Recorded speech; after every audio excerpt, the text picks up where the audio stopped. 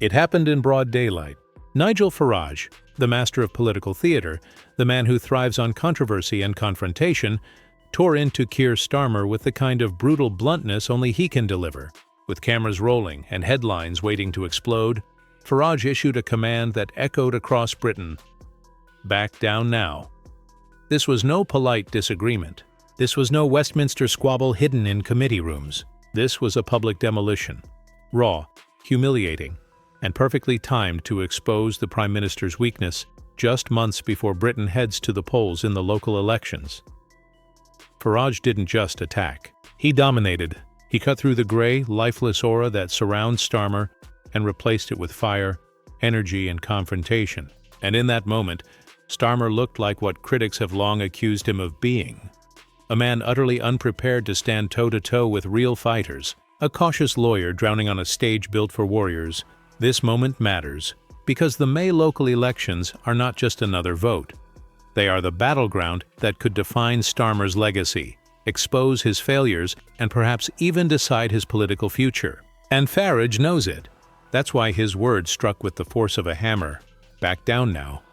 The tension between Nigel Farage and Keir Starmer had been simmering for months. Britain is heading into another bruising round of local elections, and the atmosphere is toxic. The economy wobbles. The cost of living crisis refuses to loosen its grip, and faith in politics is crumbling. It is in these cracks that Farage thrives. He has always been a disruptor. From the days of UKIP to the Brexit Party and now Reform UK, Farage has built his entire career on doing what others won't. Saying the unsayable, challenging the establishment, and throwing grenades into carefully scripted debates. Love him or hate him, nobody can ignore him. And with local elections looming, Farage has smelled blood in the water. Starmer, on the other hand, has tried to project calm, competence, and control. He is the lawyer who measures every word, the leader who prides himself on discipline. But that caution has become his weakness. To many voters, he looks hesitant, uninspiring, even afraid of his own shadow. He avoids confrontation, hides behind procedure, and delivers speeches that feel like they were written by committee. Farage has sensed it. He has circled like a shark, waiting for the moment to strike. And now, with May's elections creeping closer, that moment has arrived.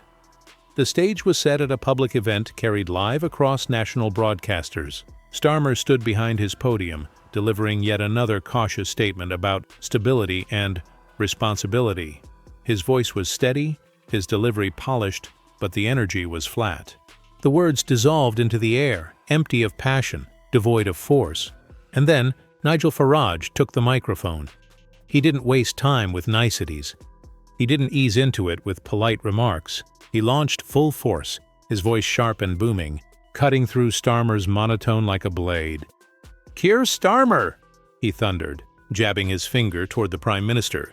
"You stand here talking about stability while this country crumbles beneath you. You speak of responsibility while refusing to take any yourself. And now, as the people prepare to vote, I say this to you. Back down now." The crowd gasped, then roared. Some cheered, others jeered, but no one could ignore it. The words hung in the air like smoke, impossible to escape. Starmer froze for a fraction of a second, his jaw tightening, his lips pressing into a thin line. He tried to smile, to dismiss the moment, but the cameras caught it. That flicker of discomfort, that flash of unease, it was enough. In politics, moments like these are fatal. Farage leaned forward, his voice rising with the rhythm of a street fighter. "Not a politician. You have led this country into paralysis. You have turned leadership into cowardice. And you expect us to believe you can fight for Britain in the years ahead. You couldn't fight your way out of a committee meeting. For the sake of this country, for the sake of the people, for the sake of democracy itself, back down now." The crowd erupted again, louder this time. Starmer raised his hand to steady the noise, but his voice was swallowed by the roar. The Prime Minister, the most powerful man in the land, looked like he was drowning in the shadow of a man who didn't even hold office. And the cameras didn't miss a second. Farage had landed the first blow. The confrontation had begun, and Starmer's weakness had been exposed, live, in front of millions. The silence after Farage's first thunderous outburst didn't last long. Keir Starmer adjusted his tie, glanced down at his notes, and forced a smile that looked more like a grimace. He tried to brush off the attack with his usual calm, measured tone. "Mr. Farage," he said, his voice deliberately steady, "we are here to debate serious policy, not to engage in theatrics. The British people want solutions, not slogans." But Farage pounced before the words had even finished leaving Starmer's lips. He stepped forward, his hand slamming against the podium with a force that sent a microphone squealing. His voice rose, raw and commanding. "Solutions?" Farage barked, his eyes blazing. "You've had years, Mr. Starmer. Years. And what have you given us? Waffle, weakness, empty words dressed up as leadership. And now, when this country is crying out for direction, you offer what? A smile and a soundbite?" The audience reacted instantly. Gasps, murmurs, a ripple of applause from one corner, jeers from another. But the balance had shifted. Farage wasn't just making noise, he was in control of the room. Starmer tightened his jaw, raising his voice slightly.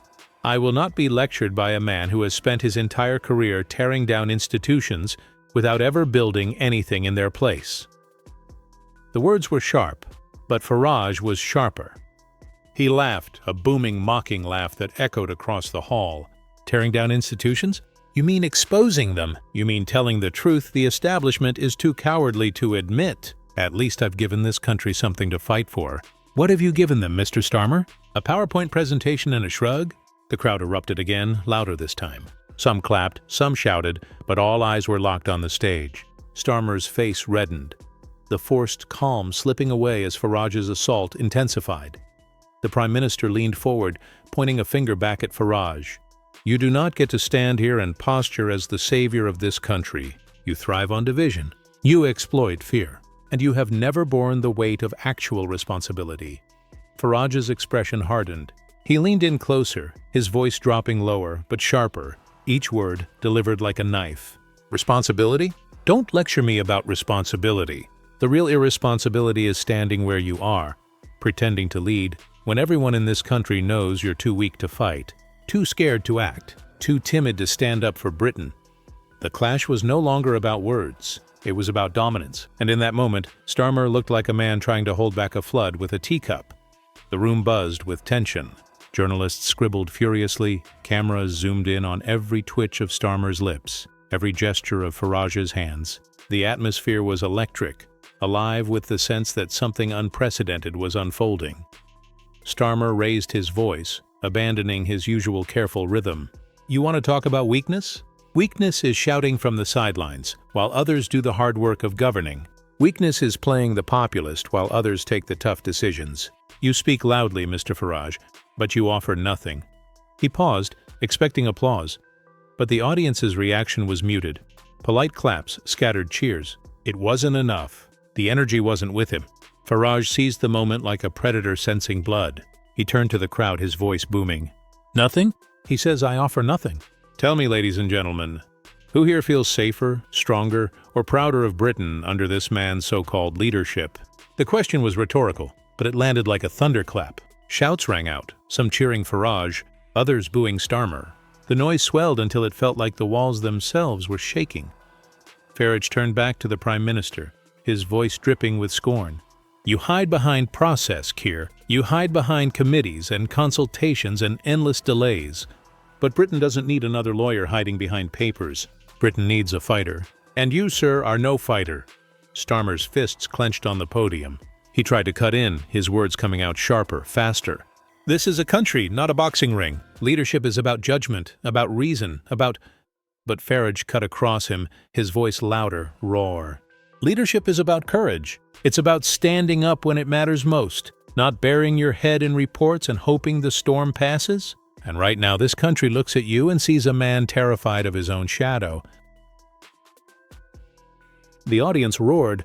Starmer tried to respond, his lips moving quickly, his voice cracking slightly as he raised it above the noise, but the energy was gone. The cameras captured it mercilessly. The Prime Minister flustered, Farage commanding, and then came the escalation that tipped the clash into humiliation. Farage leaned forward, jabbing his finger toward Starmer, his voice like thunder. "You talk of leadership. You talk of democracy. But here's the truth.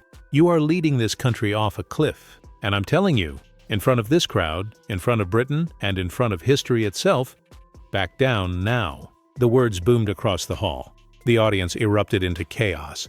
Cheers, gasps, shouts, whistles. Starmer's face drained of color. His mouth opened, but no sound came. For a split second, frozen in the glare of the cameras, he looked cornered, stripped of authority. A prime minister reduced to silence, and Nigel Farage stood tall, unshaken, his words ringing in the air like a verdict that couldn't be overturned. The hall was a storm. Every seat rattled with noise. Cheers, boos, clapping, shouting. Reporters scribbled frantically. Television crews zoomed tighter and tighter, desperate not to miss a single second. Keir Starmer stood stiff at his podium, his jaw set, his hands white-knuckled around his notes. His eyes darted from one side of the room to the other, searching for control, for authority, for oxygen in the chaos that Nigel Farage had whipped into being. And then Farage leaned forward again. His body language radiated confidence, his grin a mix of contempt and triumph. He raised his hand, cutting through the roar, and when he spoke, his voice thundered over everything.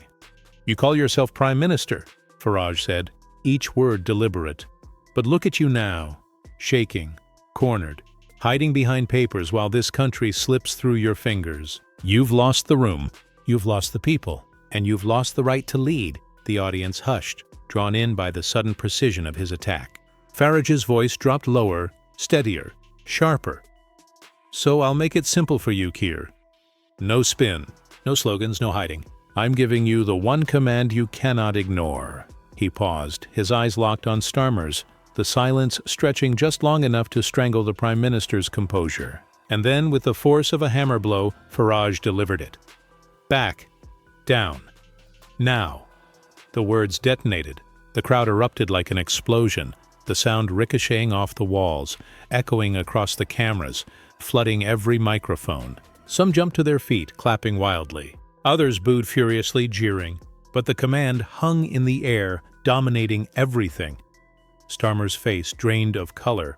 He opened his mouth to respond, but his lips stuttered against words that refused to form. His throat tightened, his eyes blinked rapidly, his hands fumbled with the papers on his podium. The nation saw it. The cameras froze on it. A prime minister, cornered, shaken, and humiliated, silenced not by debate, not by procedure, but by one devastating line. Farage didn't smile. He didn't gloat. He simply stood tall, his chin raised, his finger still pointing like a spear toward his opponent, his command echoing through the roar. "Back down now." The chamber dissolved into pandemonium. Shouts thundered from every direction. The crowd fractured between fury and exhilaration. Reporters leaned over their desks. Cameras whirred, microphones shook with the weight of the noise. The speaker shouted for order, his gavel slamming again and again, but no one listened. At the front, Keir Starmer stood frozen. His mouth twitched, his jaw clenched, but his silence was louder than the chaos. The man who prided himself on sharpness and control was unraveling live, every second magnified by the glare of the cameras. And Nigel Farage, he stood unshaken, his posture straight, his presence dominating. He raised his hands, letting the storm rage, his expression calm, almost satisfied. He had said what he came to say, and nothing more was needed. The cameras cut between the two men.